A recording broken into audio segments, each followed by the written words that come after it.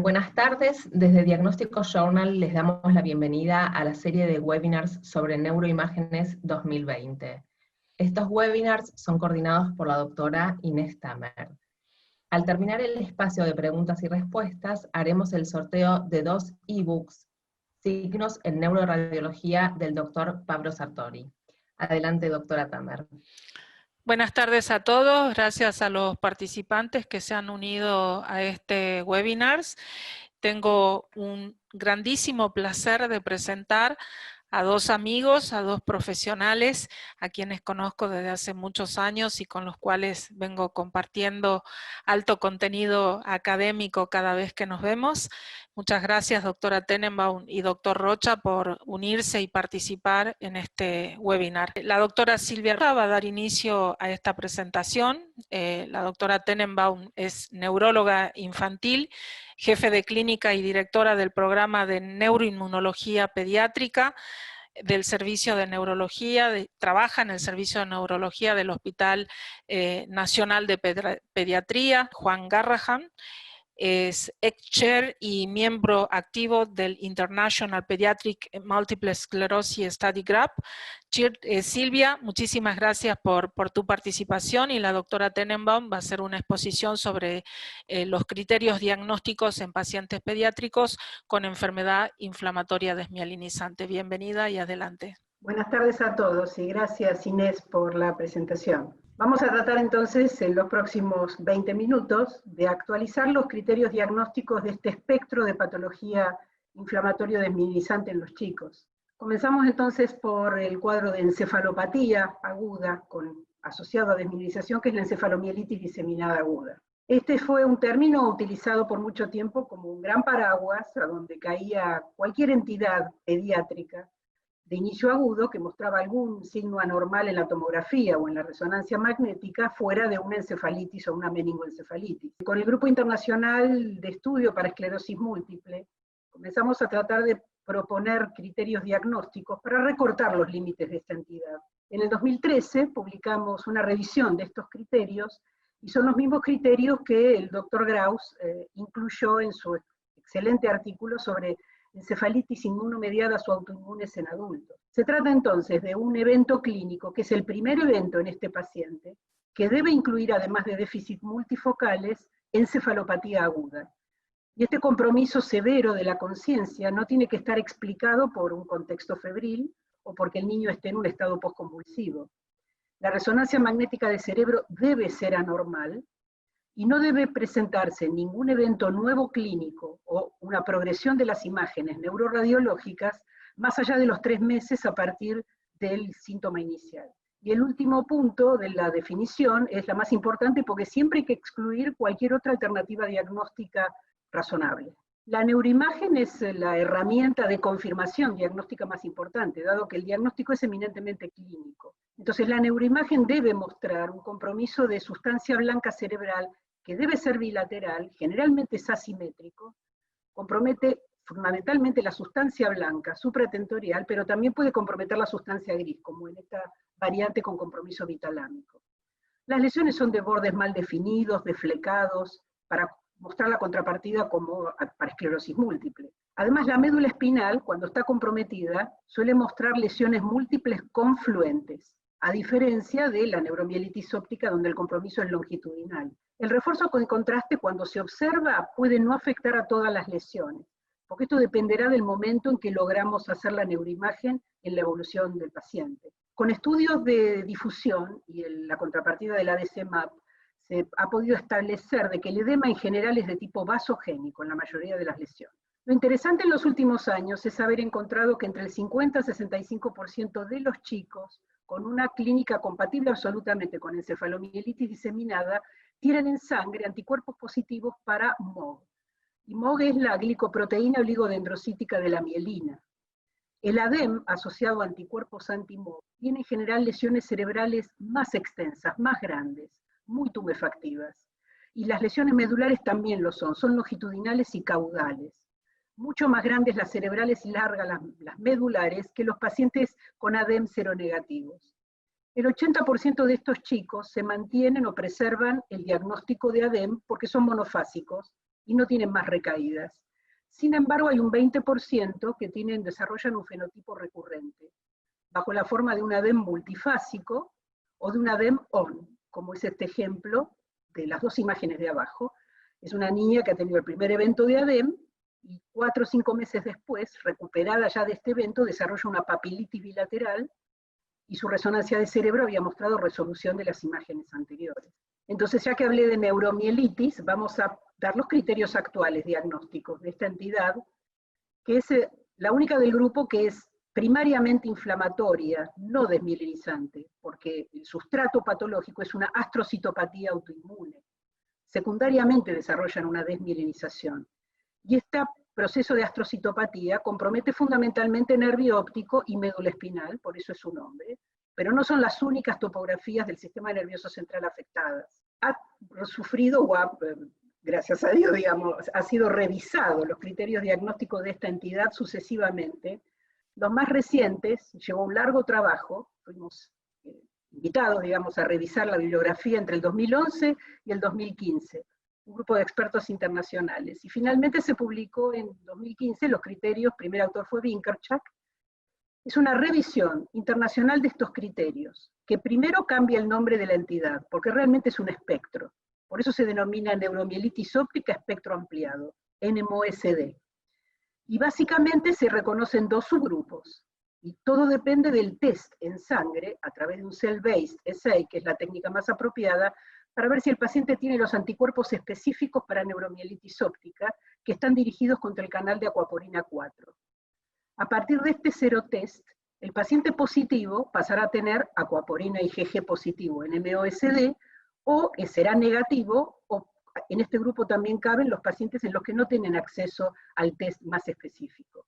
Para el grupo positivo, tiene que presentar al menos un síndrome clínico de los que se denominan característicos, pero siempre hay que excluir diagnósticos alternativos, aun cuando uno es seropositivo para acuaporina 4.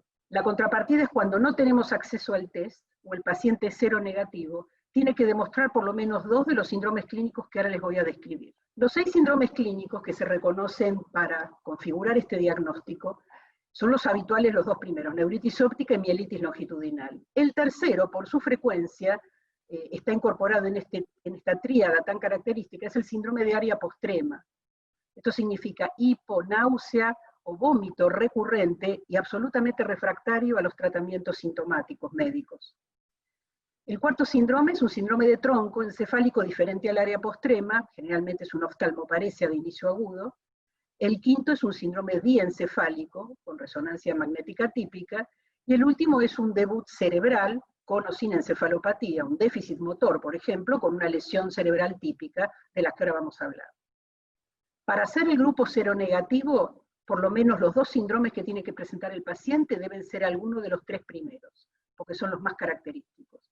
Pero además debe conformar una serie de criterios neuroradiológicos que son esenciales para sostener el diagnóstico en ausencia de la positividad para los anticuerpos antiacuaporina 4.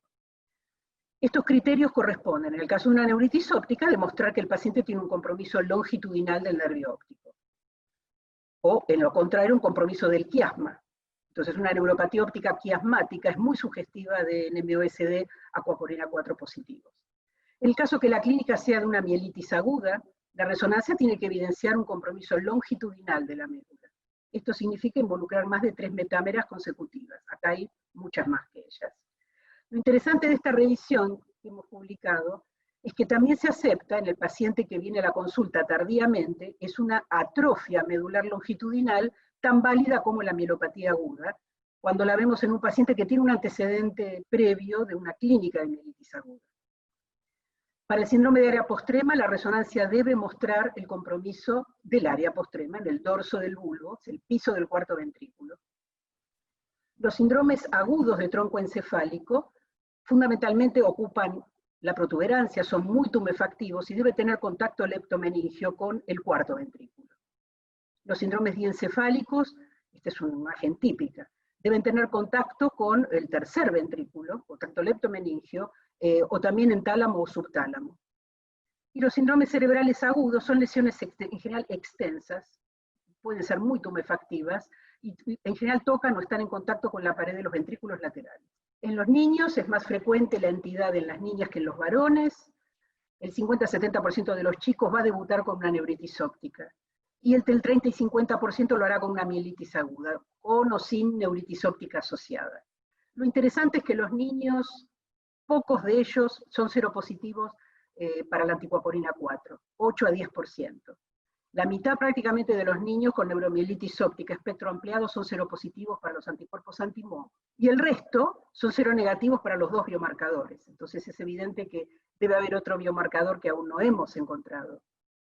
Siempre es importante además estudiar autoinmunidad asociada, porque es muy alta en los pacientes con neuromielitis óptica, y solo decirles que estos criterios que presenté, que están incluido un grupo de neuropediatras en su elaboración, fueron validados en una corte pediátrica por la doctora Chitnis con un 97% de sensibilidad. Finalmente vamos a los criterios de esclerosis múltiple en pacientes pediátricos, y obviamente esta es una entidad mucho más frecuente en adultos, por lo tanto el Grupo Internacional de Estudio de Esclerosis Múltiple Infantil lo único que hizo siempre es reflejar la mayor experiencia de los adultos. Así que acompañábamos a la revisión de los criterios de McDonald. La última revisión es del 2017, muy brevemente, digamos, se apoya en un individuo que tenga uno de los síndromes orientadores para esclerosis múltiple, neuritis óptica, mielitis transversa, un síndrome de tronco encefálico, asociado a dos criterios que se deben cumplir, que es tener una diseminación en espacio y diseminación en tiempo, porque se trata de una enfermedad crónica. La diseminación en espacio se cumple en la neuroimagen, mostrando que el paciente tiene al menos una lesión en al menos dos de las topografías típicas, que es periventricular, yuxtacortical, infratentorial, habitual es el pedúnculo cerebeloso, y médula espinal. Estos 4 pacientes, les aclaro, digamos, son pacientes pediátricos, seguidos en nuestro servicio. Y el segundo criterio, que es la diseminación en tiempo, o lo define el paciente teniendo un segundo evento clínico, una recaída, o lo define con la neuroimagen, antes de tener esa recaída. Y en la neuroimagen es demostrar con una segunda resonancia que hay más lesiones. Lo importante es que esta segunda resonancia se puede hacer en cualquier momento, al mes, si quieren, del primer evento. Teniendo más de una lesión en T2 o en FLAIR, está hecha la diseminación en tiempo. Pero más aún, con el primer estudio de neuroimagen, si el paciente revela coexistencia de lesiones que captan gadolinio y lesiones o agujeros negros que ya no captan, también está demostrada la diseminación en tiempo de la entidad. Y la última modificación que incorporó estos nuevos criterios del 2017 es dar nuevamente valor a la presencia de bandas oligoclonales en el líquido cefalorraquídeo, siempre realizando el estudio por isoelectrofocusing, que es la mejor metodología. En la presencia de estas bandas, en un paciente con evidencia de diseminación en espacio en su neuroimagen, y con un evento aislado, o un evento desminimizante típico, cumple los criterios de diseminación en tiempo, entonces no es necesario ni una nueva recaída ni una nueva resonancia magnética. Entonces el grupo pediátrico lo único que hemos hecho es adherir a estos criterios con una modificación, porque nos parece importante hacer una distinción de acuerdo al fenotipo clínico y a la edad en que el paciente tiene este primer evento. Esto no fue necesario para adultos porque es excepcional que un adulto tenga como primer evento o debut de su esclerosis múltiple un ADEM o una encefalopatía aguda, pero no es infrecuente en pediatría. Por lo tanto, lo que hicimos en la revisión de los criterios es poner 4 escenarios posibles. Lo más importante es ese, el tercer escenario, porque marca cuando un paciente debuta con un evento que cumple criterios para ADEM, o sea, un evento desminimizante encefalopático, tiene que estar seguido de un evento no encefalopático, o sea, tiene que tener un segundo evento clínico, más allá de 3 meses, que afecte el tronco encefálico, que afecte la médula o el nervio óptico, y que en la resonancia magnética cumpla los criterios de diseminación en espacio. Y el último es que solamente se podría hacer la aplicabilidad del criterio de que una misma resonancia donde coexistan imágenes que captan y no captan en un paciente que ha tenido un primer evento no encefalopático, para hacer el diagnóstico de múltiple no podría hacerse antes de los 12 años de edad. Así que habría que ser prudente en los niños más pequeños para usar estos criterios estrictamente y en aquellos pacientes que debutan con un fenotipo clínico de ADEM. Estos criterios comenzaron a ser aplicados por algunas cortes, les muestro 2 de los artículos más importantes. Esta es la corte canadiense de seguimiento de pacientes pediátricos con esclerosis múltiple, y demostró que eran fáciles de aplicar, eran útiles para aplicar en una corte pediátrica. Y el grupo europeo, con una base de datos de Real World que tienen de seguimiento de pacientes pediátricos con múltiple, demostraron nuevamente, digamos, que en los niños con ADEM no es posible aplicar los criterios, y ellos incluso los aplicaban en los niños menores de 12 con eventos no ADEM y aplicando el criterio de resonancia con y sin captación. Yo creo que hay que seguir siendo prudente con los niños debajo de 10, 12 años.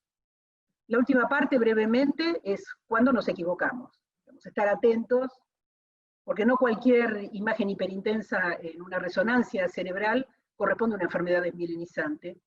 Siempre hay que considerar la morfología, la localización de las lesiones, y creo que lo más importante es el contexto clínico.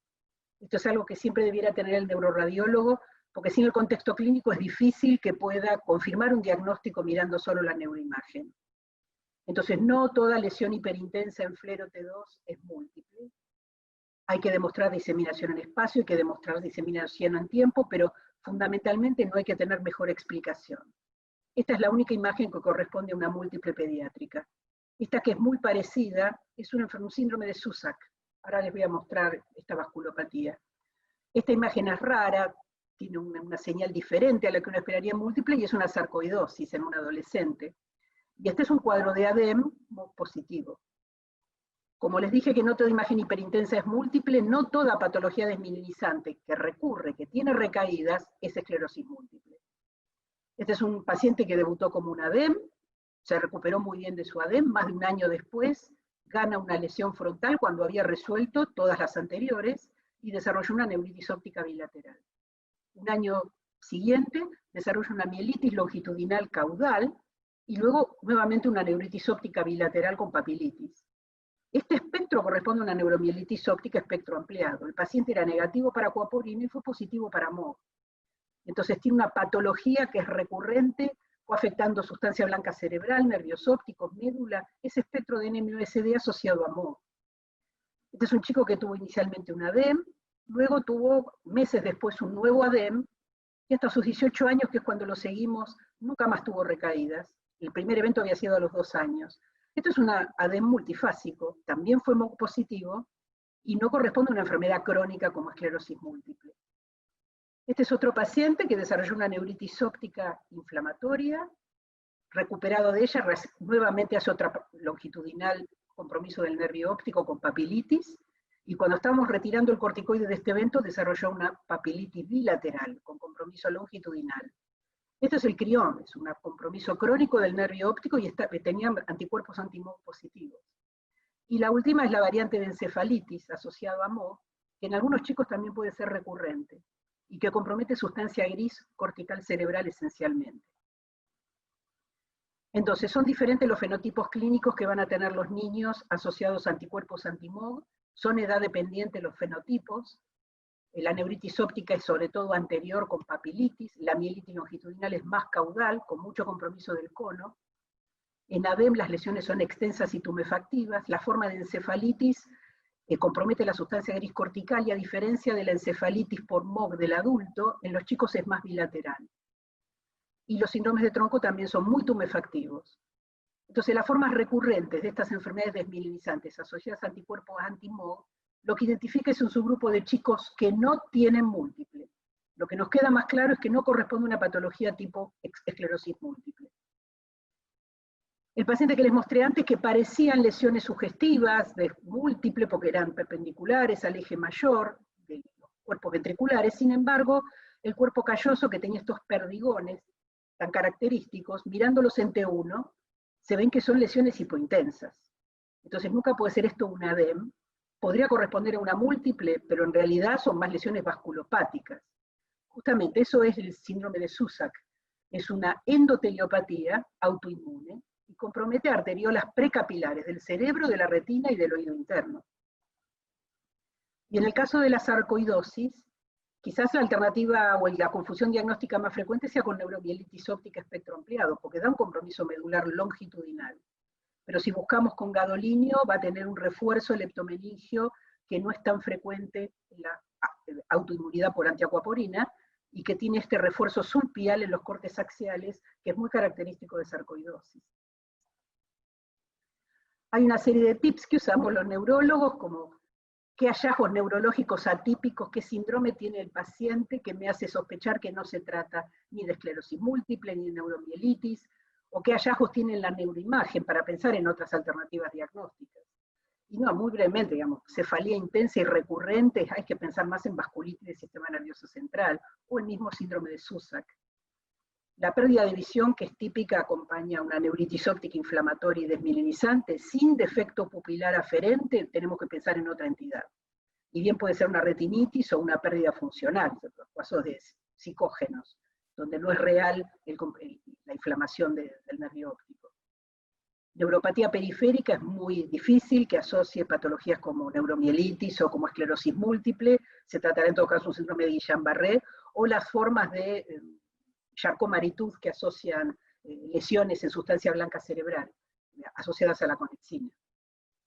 Lo mismo para los hallazgos en resonancia magnética, refuerzo anular múltiple, más hay que pensar en tuberculomas o en abscesos piógenos, en etiología infecciosa directa del sistema nervioso central, si bien hay alguna forma de esclerosis múltiple que pueden captar como anillo completo.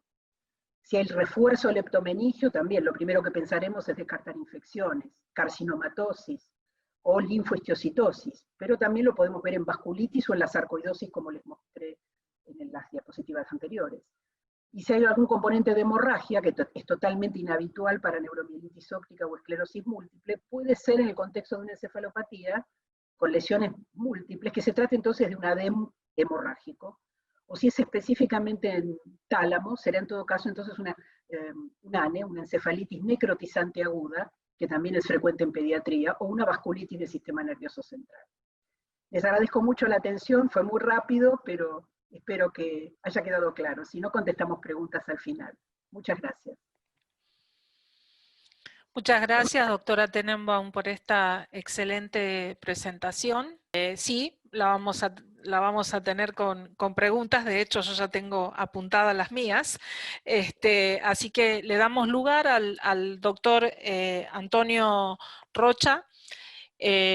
Antonio Rocha es un amigo, un colega a quien conozco ya desde hace varios años, un amigo también de Argentina.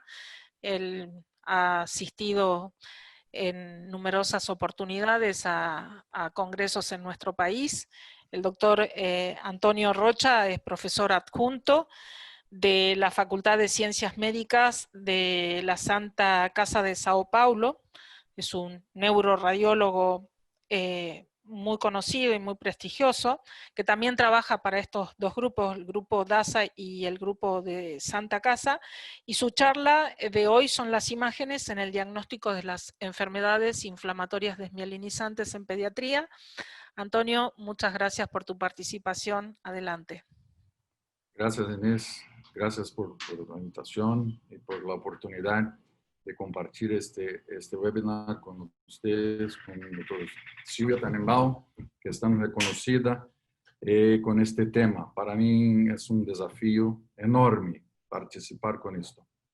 Este es el espectro de las enfermedades inflamatorias en niños, que son muchas veces superponibles y que es tan difícil reconocer desde el principio, cuando empieza la enfermedad.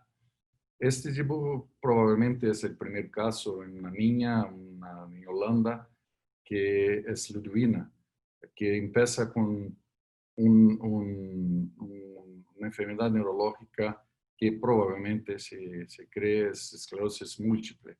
Esto, la esclerosis múltiple que tienen empieza en niños o después de la adolescencia, es un gran desafío para el diagnóstico, porque como doctora Silvia Tenenbaum ha mostrado, es casi siempre una dificultad adicional, son casos diferentes de los adultos.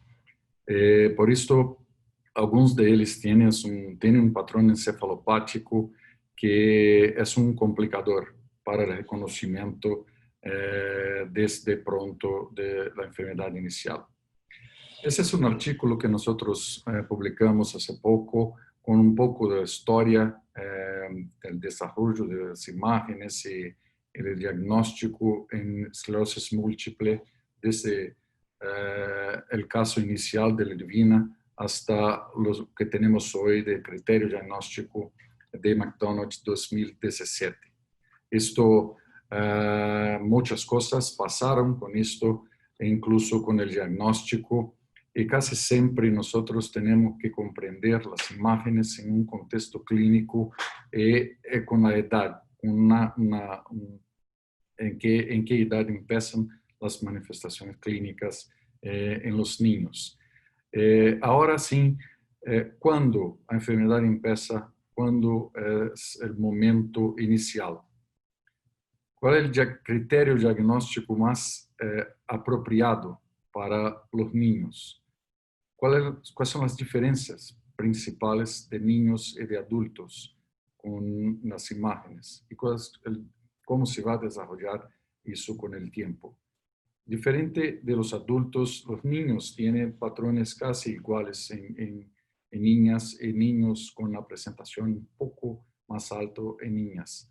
Pero muchos de ellos tienen un patrón que empieza con una normalidad de conciencia, con un patrón encefalopático y con un patrón polisintomático que muchas veces es difícil reconocer si es esclerosis múltiple o si es un ADEM.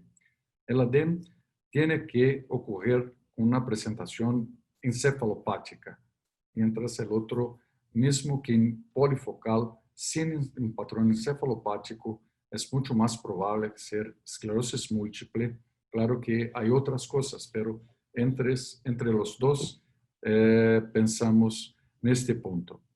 Pero si el niño tiene más pequeño que 6 años, esto es peor. Es mucho más difícil reconocer el patrón. Por esto, los criterios que son reconocidos hoy, después de los criterios 2010 y ahora con los criterios 2017, tenemos que utilizar la edad de 12 años. Los niños con 11 años o más pequeños son más difíciles y no incluimos el criterio de imágenes con resonancia magnética como los adultos. Mientras los otros con 12 años o más tenemos que incluir los mismos criterios de adultos para el reconocimiento del diagnóstico de múltiple. Así que es que para el reconocimiento de un síndrome clínico aislado tenía estos patrones que han sido mostrados por el Dr. Tannenbaum y que nosotros tenemos que reconocer. Si no hay un examen positivo para coaparina 4, tampoco para MOG, otros predictores, pero sin un marcador biológico para esclerosis múltiple, tenemos que utilizar la resonancia magnética para reconocer si hay una diseminación en tiempo y en espacio. Por eso, el patrón, sin un patrón encefalopático, tenemos que reconocer estas cosas como neuritis óptica, como una disfunción motora y otras con ataxia, con un síndrome de tronco, que va a ser la presentación de los casos de múltiple, como vamos a encontrar en la mayoría de los niños. Neuritis óptica, como esta, lo que vemos, una neuritis es unilateral, mismo con papilite, tenemos que buscar el compromiso en las lesiones cerebrales. Acá tenemos dos pacientes diferentes. Un de ellos mayor de 12 años, que tiene 16 años, y otro más pequeño, que tiene 9 años. Lo que vimos que las lesiones son más ovaladas, más pequeñas, más circunscriptas, que tienen un envolvimiento del cuerpo calloso, de la médula espinal, con un corto segmento. Esto es esclerosis múltiple. Mientras el otro, que es una neuritis óptica bilateral, que toma contraste a la derecha, que tiene lesiones que son un poco más indistintas, que tienen un envolvimiento de los tálamos, de los núcleos basales, incluso del tronco cerebral. Esto es un niño con ADEM. Estos son los puntos principales a reconocer: unilateral, lesiones ovaladas, la médula espinal, el cuerpo calloso, para esclerosis múltiple. Si una de las lesiones toma contraste, tenemos la diseminación en espacio en el tiempo. En espacio, 2 de los 4, la médula espinal infratentorial, periventricular del cuerpo calloso y subcortical. Acá tenemos una lesión, otra lesión subcortical y lesiones periventriculares. Tenemos 3 de los 4 y una de ellas toma contraste. Es importante decir que el nervio óptico no será incluido para el número de lesiones, la diseminación en el espacio, tampoco en tiempo.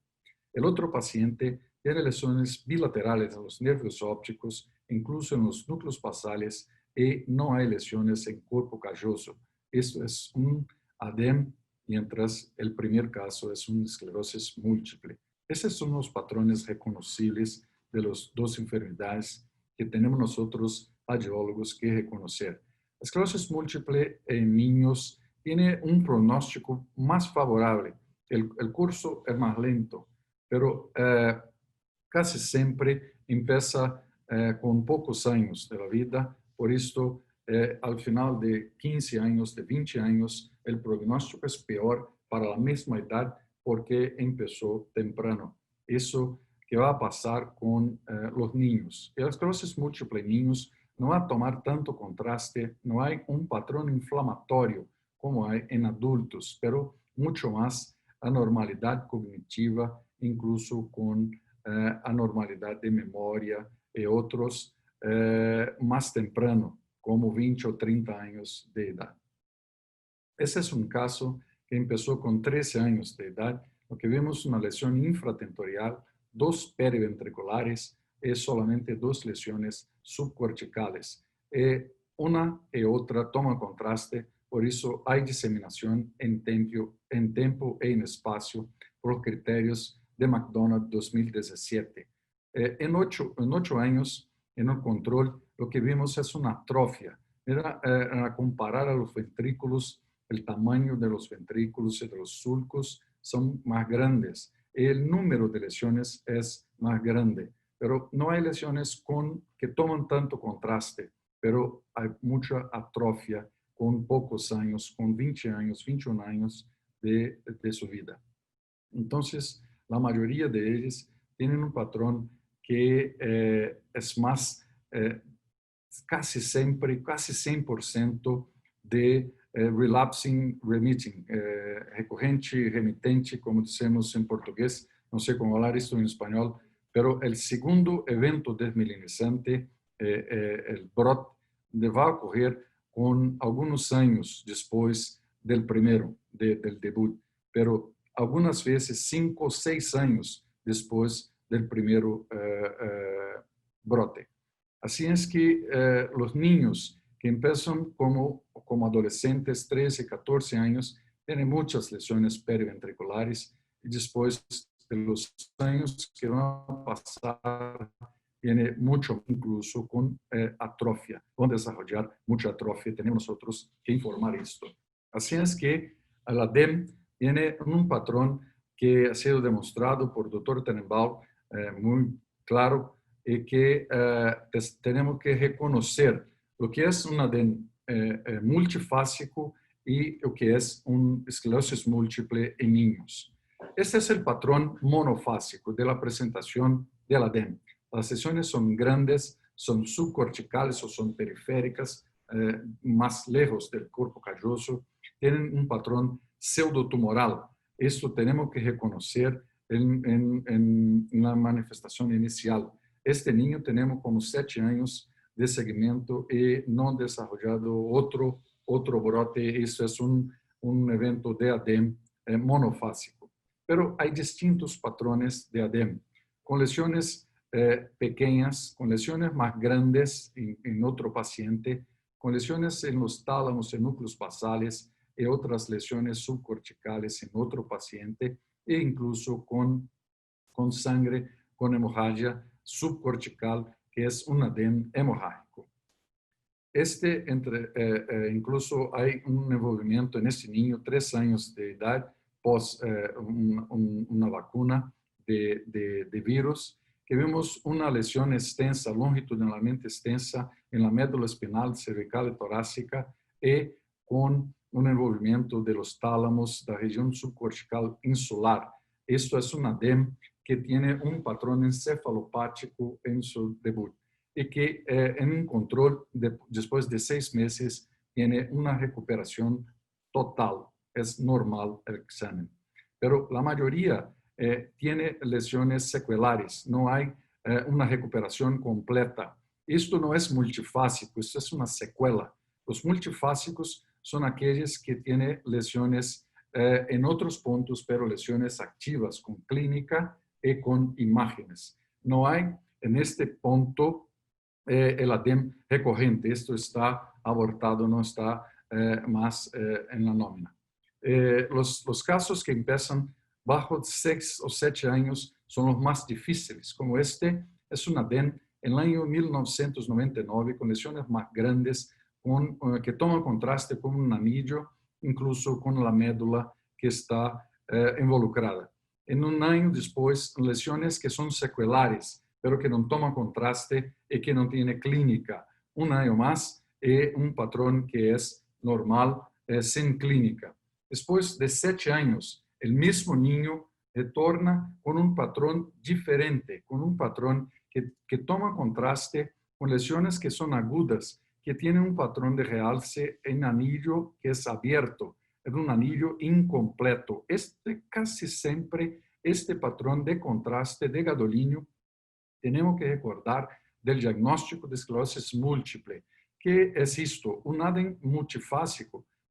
Tenemos que preguntar si hay un patrón encefalopático. Si es encefalopático, no tenemos cómo aplicar los criterios 2017. Si es un patrón no encefalopático, vamos a reconocer como esclerosis múltiple. ¿Qué pasó con este niño después de algunos años? Tiene una recuperación completa de las lesiones bilaterales, pero mismo sin clínica va a notar otras lesiones pequeñas, ovoides subcorticales, incluso con bandas oligoclonales positivas. Esto es esclerosis múltiple, esto no es un ADEM. Esto tenemos que reconocer que es un debut con un ADEM, con un patrón encefalopático, pero que va a convertir para esclerosis múltiple en los años, en la primera década o después de esto, con un patrón reconocible. Más importante es buscar esto, lesiones que son periventriculares, incluso con envolvimiento del cuerpo calloso y los agujeros negros, que son los black holes, las lesiones crónicas. Esto no va a pasar con ADEM. En la mayoría de los casos tenemos que reconocer que esto es un chip para el diagnóstico de esclerosis múltiple. Y las lesiones de ADEM son, en general, que tener un compromiso de los núcleos basales, son bilaterales y más grandes, un poco no tan circunscriptas y más grandes. Mientras las lesiones de esclerosis múltiples son más pequeñas, más cerca del cuerpo calloso, como ovoides y muchas veces con agujeros negros presentes. Es eso que tenemos que buscar para distinguir ADEM y esclerosis múltiple. Ahora vamos a hablar un poco del espectro neuromielitis óptica con aquaporina soropositiva. Esta es una enfermedad, una canalopatía que va a involucrar las zonas que tiene aquaporina, el antígeno aquaporina 4 positivas. Estas zonas más frecuentes. Este es el primer caso que nosotros tuvimos en nuestro centro en el año 2003. No sabían todavía qué era el diagnóstico, pero una mielitis longitudinalmente extensa, incluso con el compromiso de la zona del área postrema, con un síndrome clínico del área postrema, que toma contraste y que tiene un patrón negro en T1. Esto más largo, negro T1, en el área postrema, que toma contraste heterogéneo, son características, son hallazgos muy comunes con el espectro neuromielitis óptica, incluso con el movimiento de zonas intracraneales con el quiasma óptico, los nervios ópticos bilaterales, la zona cerca del aqueducto y del cuerpo calloso. Esto, después de algunos años, reconocemos en esta niña que tuviera otros episodios de mielitis recorrentes, que tenía aquaporina 4, el anticuerpo positivo, y que esto es un espectro neuromielitis óptica, una enfermedad muy severa, con una inflamación intensa de los canales de agua. Así es que hay patrones distintos clínicos de imágenes de esclerosis múltiple, de ADEM, de neuromielitis óptica e incluso para el reconocimiento de la síndrome clínica aislada. Ahora, para encerrar, hablar un poco de anti-MOG. Esta es una otra enfermedad, es una enfermedad de los oligodendrocitos, mientras el otro de neuromielitis óptica, aquaporina 4, es una enfermedad de los astrocitos. Entonces, son enfermedades distintas en su patrón patológico y que tiene patrones clínicos un poco superponibles y que tiene imágenes que muchas veces son difíciles de reconocer. Pero un mensaje, este es un niño, 7 años, con un patrón encefalopático, incluso con envolvimiento de la médula espinal, y que tiene lesiones grandes, lesiones más grandes, heterogéneas, con envolvimiento del cuerpo calloso bilateral. Este patrón es reconocido como un ADEM, de una presentación inicial de ADEM. Pero nosotros llamamos la atención el envolvimiento del cuerpo calloso e incluso lesiones bilaterales. Esto es diferente. Y después de 6 meses, el mismo niño regresa con una papilitis a la derecha y con un patrón de otras lesiones en cerebelo, en tronco cerebral, cerca del cuarto ventrículo, y lesiones periventriculares y subcorticales con un patrón tumefactivo cerebral. Y cuando buscamos el anticuerpo anti-MOG, este está positivo, y esto es una enfermedad relacionada al anticuerpo anti-MOG. La primera manifestación es similar al ADEM, con encefalopatía. Es un ADEM monofásico en el diagnóstico inicial, cuando recurre en los tres primeros meses, es considerado el mismo episodio, pero después de eso, de 3 meses, se va a pasar con un patrón encefalopático, reconocemos con un ADEM multifásico, pero se va a pasar sin un patrón encefalopático, es más probable que tenemos un caso de esclerosis múltiple o un caso de anti-MOG.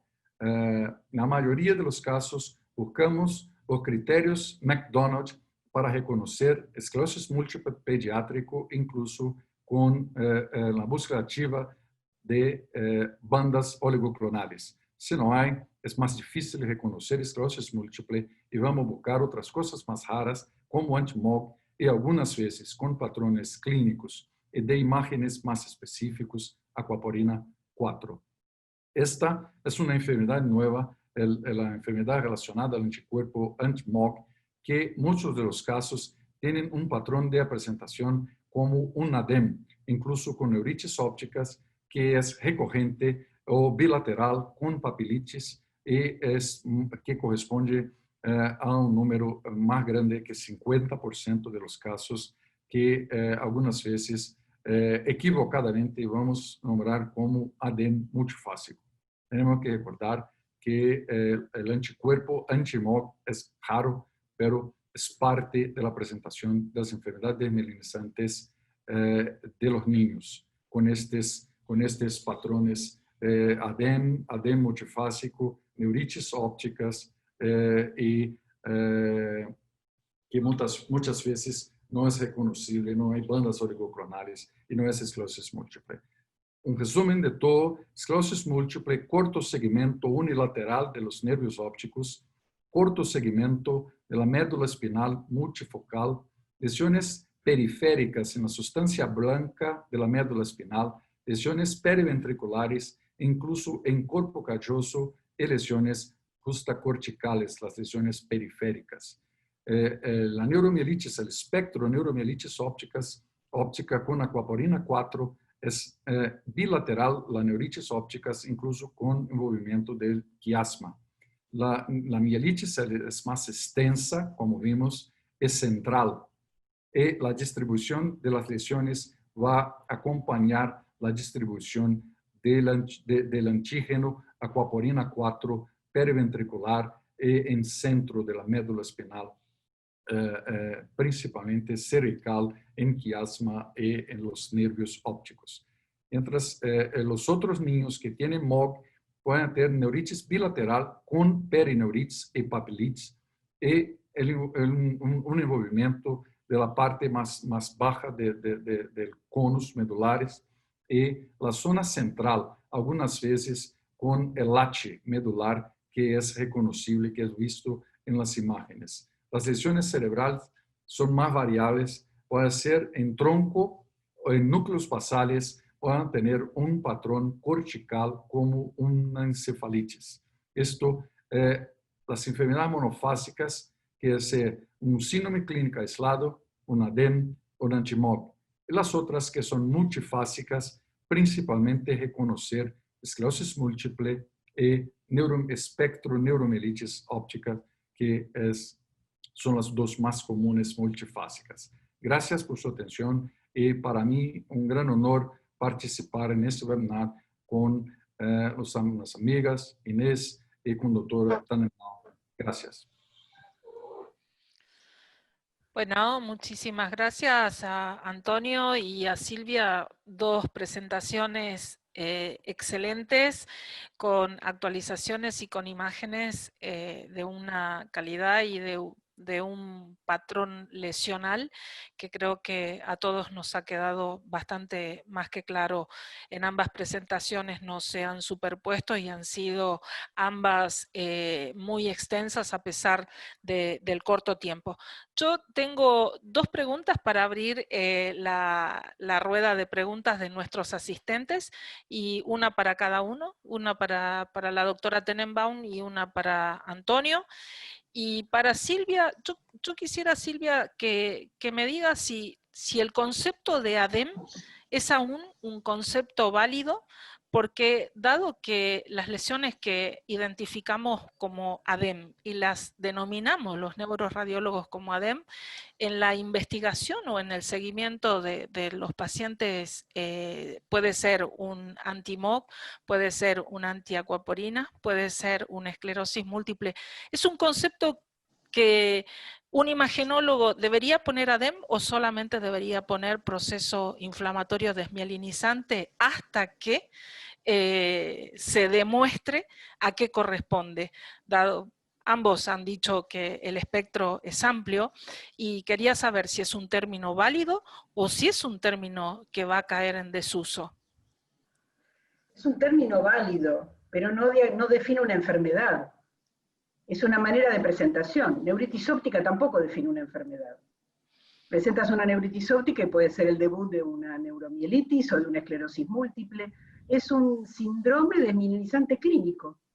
Entonces, si está en el contexto de una encefalopatía, tiene una distribución multifocal, las lesiones son deflecadas, y sobre todo si es un paciente pediátrico, es válido decir que correspondería al síndrome ADEM.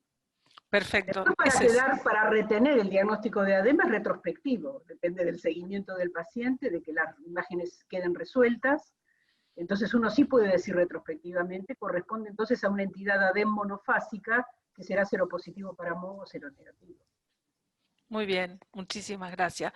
Y mi pregunta para el doctor Antonio es ¿qué utilidad le das a la búsqueda de los anillos de hierro en la secuencia fase de susceptibilidad magnética para la confirmación o detección de placas de esclerosis múltiple? Mira, es una pregunta muy buena porque es práctica. Yo creo que para adultos estas cosas, esta herramienta, el SWI, es bueno.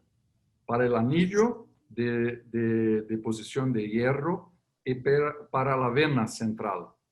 Son dos signos, dos hallazgos importantes porque nos va a soportar el diagnóstico de que es una desmielinización perivenular y que en la mayoría de los casos, casi todos los casos, está en el contexto de esclerosis múltiple.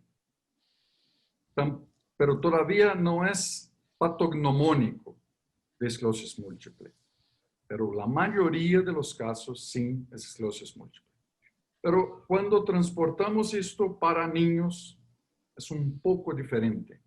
Porque yo creo, eso no tengo la experiencia, porque tenemos muchos casos de niños con enfermedades desmielinizantes en Santa Casa, pero desafortunadamente no tenemos un resonador 3 Teslas en Santa Casa, solamente 1.5. En la práctica privada sí tenemos resonador 3 Tesla, pero casi nunca tenemos niños con enfermedades desmielinizantes. Entonces no sé si es tan válido decir el mismo. Yo creo que para adolescentes, para niños, 12 años o más, es posible hacer el mismo raciocinio, es el mismo. Ok. Gustavo, quería saber si ya tenemos preguntas del auditorio y querés hacerlas. Gustavo es uno de los panelistas que me acompañan y manejamos entre ambos las preguntas. Hola doctores, ¿cómo les va? Buenas tardes, muy buenas presentaciones, muy enriquecedoras y muy buenas sobre todo las imágenes, que me lleva a mi primera pregunta, que es cómo manejan, no es tanto de la neuroradiología en sí, sino desde el punto de vista técnico, cómo manejan un estudio de la extensión de estos estudios para evaluar esta patología, ¿sí? Y si es necesario la anestesia en todos los pacientes o si tienen alguna forma de llevar adelante estudio con tan buenas imágenes y con el paciente eventualmente despierto o vigil. ¿Quieres contestar, Antonio? Cualquiera de los dos. Sí, cualquiera de los dos primero, no hay problema. A veces es complicado porque tenemos que hacerlas bajo anestesia. Entonces yo creo que a veces hay que apelar al riesgo anestésico. Lo que pasa es que en un hospital pediátrico con mucha experiencia no pasa siendo un riesgo, bien monitoreado y con una anestesia superficial, porque creo que el estudio de neuroimagen bien aprovechado y hecho en toda la extensión del neuroeje, cerebro, médula completa y órbitas, es el estudio que debe hacerse. Entonces entiendo que los niños más pequeños no toleran un estudio de esta magnitud. Claro. Y diría que los adolescentes más pequeños tampoco. O sea, a veces son largas charlas para convencer al adolescente mayor de que zafe de la anestesia, pero se deje hacer el estudio completo. Y completo, después pasar nuevamente todo el estudio con gadolinio. Yo creo que es esencial, porque perder esa chance, que muchas veces nos da la pista del diagnóstico, es una pena. Entonces, muchas veces tenemos que anestesiar al paciente, y creo que sin duda, para tener una imagen que sea útil, porque una imagen de mala calidad, movida, de muy pobre definición, hecha rápido, no le sirve ni al chico ni al padre, y mucho menos al neuropediatra que debe dar el diagnóstico. Y sin mencionar que está la administración de gadolinio también, ¿no? Como parte seriada del estudio. Muy discutida en este momento, pero yo creo que en el estudio inicial del diagnóstico es necesario hacerla. Después podemos discutir si hay que poner gadolinio todas las veces que hacemos los controles posteriores, pero en el estudio inicial tiene que también incluir gadolinio, de eso estoy segura. No puede obviarse. Perfecto, muchas gracias. Hay dos preguntas del auditorio. Falta el doctor Rocha, que me estaba por contestar. Ah, sí, doctor Rocha, perfecto. Yo creo que estoy de acuerdo con todo que el doctor Tannenbaum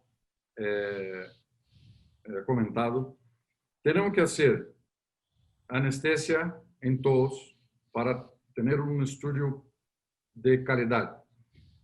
Gadolinio y todo el estudio de todo neuroeje, del cerebro, de la médula y de los nervios ópticos. Pero si tomamos el estudio entre dos, El post-contraste tenemos un estudio que es diagnóstico. Esto es más importante, porque para los criterios, para el contagio de las lesiones, FLAIR T2 y T1 gadolíneo es suficiente. No es necesario hacer todas las cosas, el examen completo del cerebro, de la médula espinal, de todo en axial, en coronal, en sagital, que va a tener un examen por 2 horas en el equipo. Claro. Tiene que hacer las cosas más importantes, pero hacer todos los segmentos. Esto es importante. Con gadolíneo. Perfecto. Muchas gracias, doctor. Sí. Hay una pregunta que creo que es para Silvia. ¿Cuánto tiempo puede pasar entre el primer evento ADEM y el segundo evento no encefalopático para considerar que cumple criterio de esclerosis múltiple?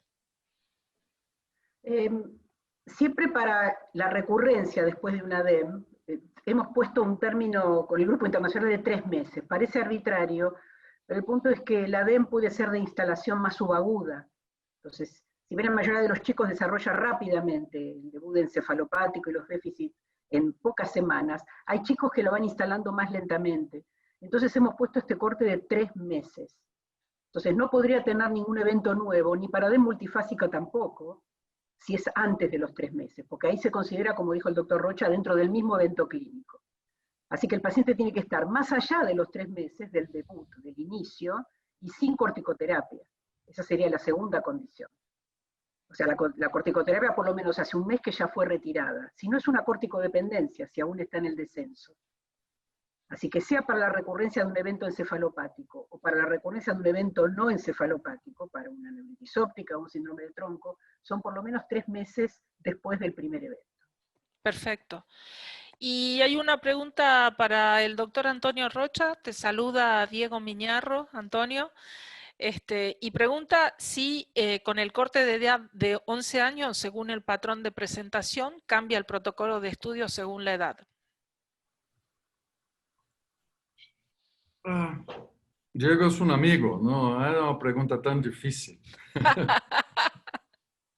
Pero no creo que va a cambiar el protocolo de imágenes para niños más pequeños.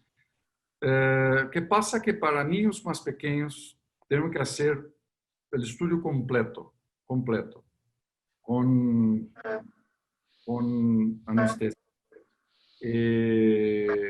Los nervios ópticos, el cerebro, la médula espinal completa. Para niños más grandes, de 12 años o adolescentes, podemos hacer el mismo que para adultos, porque casi siempre sin anestesia tomamos estudios cuando queremos, cuando es necesario.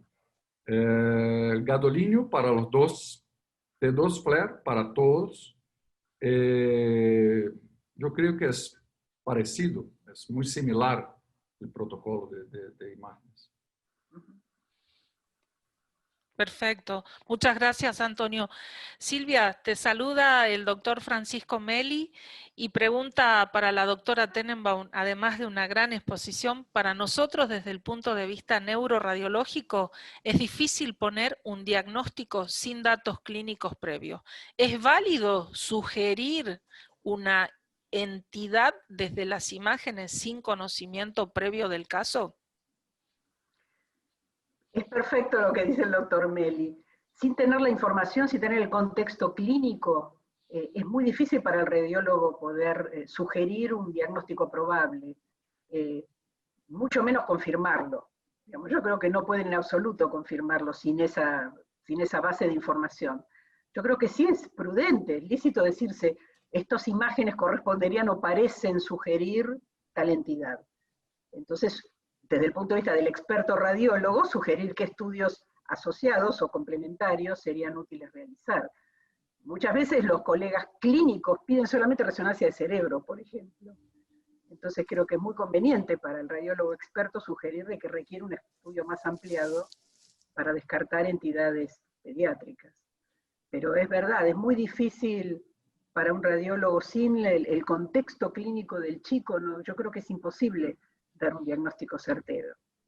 Hay muchos chicos con neuritis óptica, sin encefalopatía, que tienen resonancias de cerebro como las que mostró el doctor Rocha, con tremendas lesiones, y el chico no está encefalopático. Entonces, pueden dar el diagnóstico de ADEM cuando no lo es. Son lesiones subclínicas en un niño con neuritis óptica. Seguramente tiene un anti-MOB, pero entienden que es diferente entonces el diagnóstico. Siempre debe tener la información clínica asociada al pedido. Y hago mea culpa, los neuropediatras debiéramos hacer bien los pedidos, además, completos. Y poner el fundamento de por qué estamos pidiendo determinado estudio de neuroimagen. Antonio, vos querías agregar algo, me parece. Con información clínica es muy difícil. Sin información clínica es imposible. Se puede. Bueno, muy bien. Acá hay una pregunta que creo que es para el doctor Antonio Rocha. Y alguien está preguntando que en secuencia de doble inversión recuperación en DIR, el hallazgo de placas corticales es un hallazgo, digamos, que ya está reportado, bien documentado y se ven bien. Y si tiene aplicación en la edad pediátrica, el DIR. Mira, el DIR es una secuencia espectacular. Me encanta. ¿Qué pasa? Que las lesiones corticales puras, las lesiones solamente dentro de la corteza, son raras en niños. Los adolescentes y mayores sí encontramos, pero más pequeños casi nunca. Pero el DIR es excelente para los nervios ópticos. Es una secuencia que nos va a mostrar el quiasma, el nervio óptico muy, muy lindo. Es muy buena para este reconocimiento de la neuritis óptica. La utilizamos siempre. Perfecto. No es una secuencia que estaría en niños muy pequeños, ¿la utilizarías también? ¿Menores de 7 años? No, en niños muy pequeños no. No es tan útil. No es tan útil. El otro, creo que tiene que tener una maduración cerebral. Yo creo que un poco más decenal. Si tiene una bobina que es dedicada para niños, puede ser, pero la rutina no es tan buena. Tenemos otras como STEER, como las secuencias T2 con FETSAT, que son buenas para niños más pequeños y que son más rápidas para niños que están con anestesia. Son más rápidas. Yo aprovecho para hacerte una pregunta. ¿Y densidad de protón en médula? ¿Tú haces? ¿DP? En adultos sí, pero en niños no. El senal no es bueno, toma tiempo. Entonces no hacemos rutina en niños, algunas veces en adultos, pero es mejor para adultos que tienen una enfermedad de muchos años para reconocer las lesiones que son confluentes. Esto es una buena aplicación de densidad protónica. Muy bien. Una pregunta para la doctora Tenenbaum, que es clínica. Dice, en el LCR de pacientes con ADEM, esclerosis múltiple y el espectro de las inflamatorias, ¿es común encontrar hipoglucorraquia y hasta qué grado es aceptable? No, la presencia de hipoglucorraquia en el líquido cefalorraquídeo debe hacer sospechar siempre, en principio, infección del sistema nervioso central. No es habitual de encontrar en ADEM, ni en múltiple, ni en neuromielitis óptica. Ahora, en un paciente sin contexto infeccioso, con una mielitis longitudinal, la presencia de hipoglucorraquia tiene que hacer pensar en sarcoidosis. Si es un hallazgo que sugiere la presencia de una enfermedad granulomatosa como neurosarcoidosis. ¿Tenés alguna pregunta, Gus? De las que... Hay una acá no que quedaba dice, ninguna. en los casos que han seguido de pacientes pediátricos, ¿tuvieron algún caso con antecedentes familiares de enfermedad desmielinizante que requiera ampliar diagnósticos diferenciales? Creo que Silvia. Tenemos algunos chicos con antecedentes en la familia de esclerosis múltiple, madres con chicos con múltiple o papás con hijos con múltiple.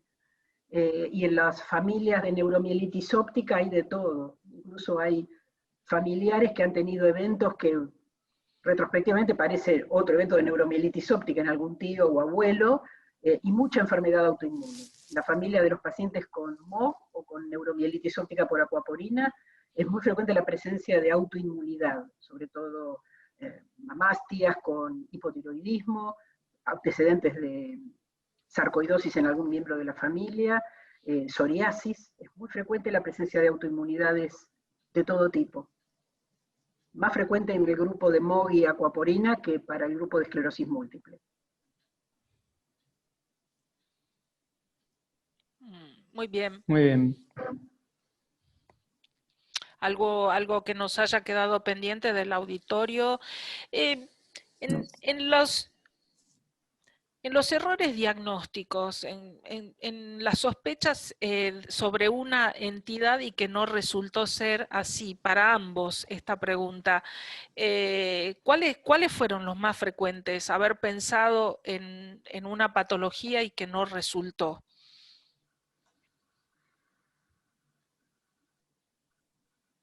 Hay un montón de anécdotas de esas. Sí, pero que en tu experiencia, digamos. Yo tengo Por ejemplo, casos. tengo una... A ver, lo escucho a Rocha. A ver, iba a decir algo. Por favor, No, por no. favor. Por ejemplo, uno que está todavía internado en el hospital. Entonces se interpretó el primer estudio de la mielitis, una mielitis longitudinal el paciente, en el contexto de COVID, justo, el tema que hablábamos antes de estas presentaciones. Y en principio se interpretó que las lesiones eran más anteriores, que comprometían las astas anteriores de la médula. Entonces la primera impresión era, esto es una mielitis viral. Entonces si la etiología es el COVID, no hay que hacer nada.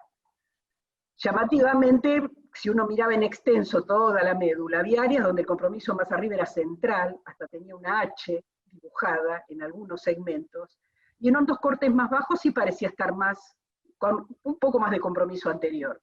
El paciente no tenía plejía, no tenía una parálisis flácida, así que claramente esto no era una mielitis viral, tenía un síndrome vesical, una disfunción, una vejiga neurogénica. Así que contra el primer diagnóstico de que esto era viral, lo que hicimos fue ponerle tratamiento corticoide, así que se lo pulseó con metilprednisolona a altas dosis, porque esto es un fenómeno inmunomediado. Digamos, esa fue la pelea inicial en la discusión. Y claramente en la segunda resonancia la imagen mejoró ostensiblemente. Así que no siempre una imagen que parece tener en los cortes axiales, un compromiso medular un poco más anterior, hay que mirar todos los cortes axiales. Entonces mirar todo in extenso cómo esa médula está afectada, porque se puede tomar una decisión inapropiada, como por ejemplo no poner inmunoterapia porque se asume como viral, cuando en realidad el paciente se va a beneficiar con inmunoterapia. Incluso si requiriese se va a hacer recambio plasmático terapéutico. ¿Entendés cómo a veces un error de interpretación puede llevar a una conducta terapéutica que no va a ser buena para el paciente? Muy bien. La pregunta es para mí como una confesión, cuando tuviste equívocos y aprendió alguna cosa. Este es el más importante. Errar una vez es humano, dos o más veces Claro. no es humano. El diagnóstico de esclerosis múltiple tiene una condición que es mandatoria, no better explanation. No va a tener otra explicación mejor. Esto es un punto básico. Yo tengo 4 cosas que para mí son importantes. 2 en niños. En adultos hay otras. En niños. 2 en la médula espinal. La primera, los infartos medulares, que son largos y algunas veces son interpretados de una manera equivocada como una mielitis. La otra que no es un infarto puro, pero es una cosa que se llama SIWORA. Sigüora. SIWORA. Que, no sé si la pronuncia Sigüora. ¿entiende? SIWORA, sí. Que los niños más pequeños no tienen anormalidad radiográfica ósea tampoco, pero tienen lesiones medulares. Y los radiólogos tienen que reconocer esto. No es inflamatorio, no es una mielitis. Estos dos y los infartos más frecuentes muchas veces son equivocadamente tratados con mielitis. Pero el líquido cefalorraquídeo es normal. La clínica es diferente. Los radiólogos algunas veces tienen equívocos. En cerebro, dos otras cosas que tenemos que buscar, que una de ellas son las vasculitis.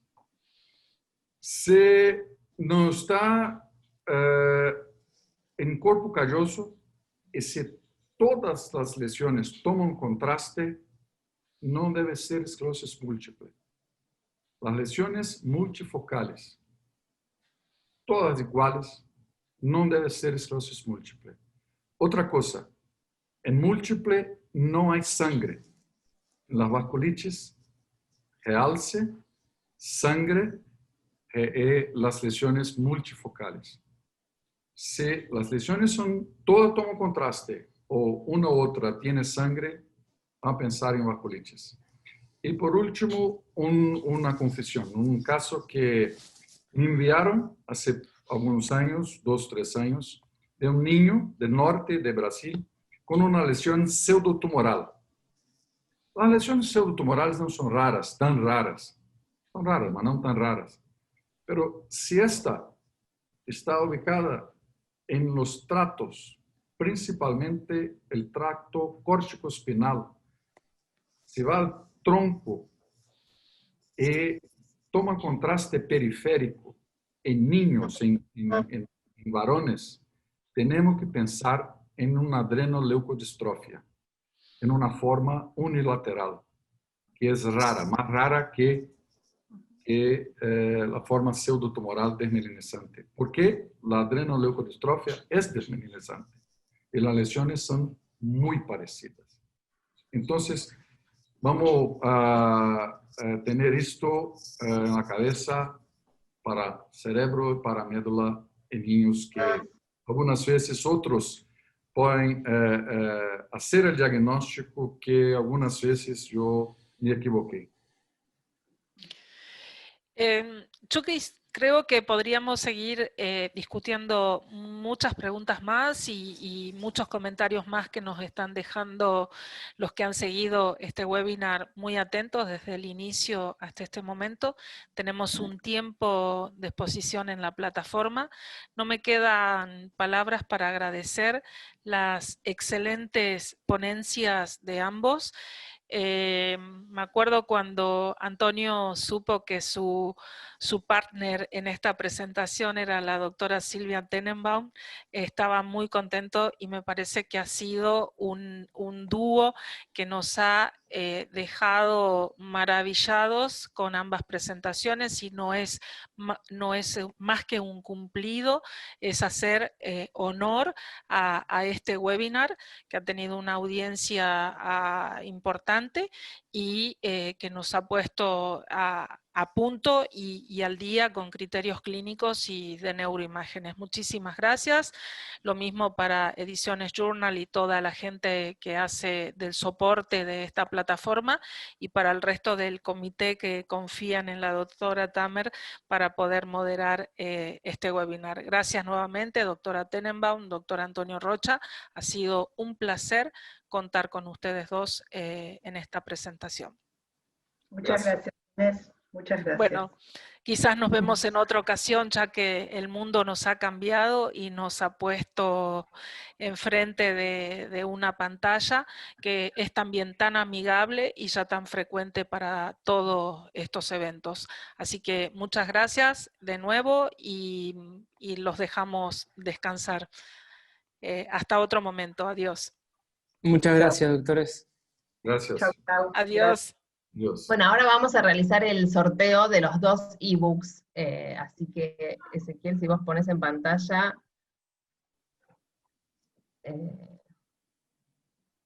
este es el libro que estamos sorteando. Los ganadores van a recibir un email nuestro y de Ediciones Journal con las indicaciones de cómo acceder al libro. Y por otro lado, Ediciones Journal da un 15% de descuento a los que hagan compras de libros en estos días. Ahora les vamos a mostrar también el cupón de descuento. Pero bueno, primero hacemos el sorteo. A ver quién es el primer ganador.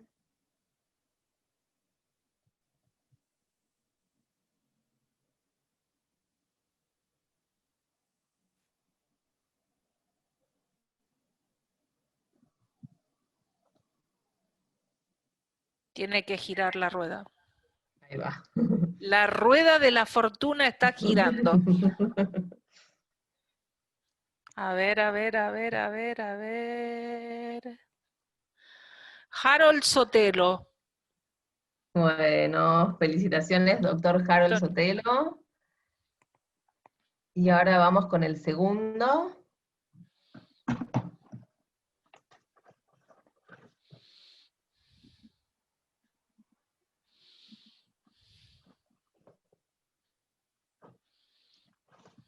Ahí va la rueda. El doctor Darío Rosero. Perfecto. Bueno, los 2 doctores van a recibir entonces un email nuestro y de Ediciones Journal con todas las indicaciones. Y Ezequiel, podés compartir también el cupón de descuento para que vean los interesados en adquirir libros. El doctor Pablo Sartori, que es el autor del libro, estuvo en la audiencia, así que bueno. Ahí tienen el cupón de descuento que es por 48 horas, y tienen que poner ese código, y bueno, ahora sí podemos dar por finalizado, y nos vemos el viernes próximo en el webinar con la doctora Inés Tamer y el doctor Galvez de Chile. Muchas gracias, buenas tardes a todos.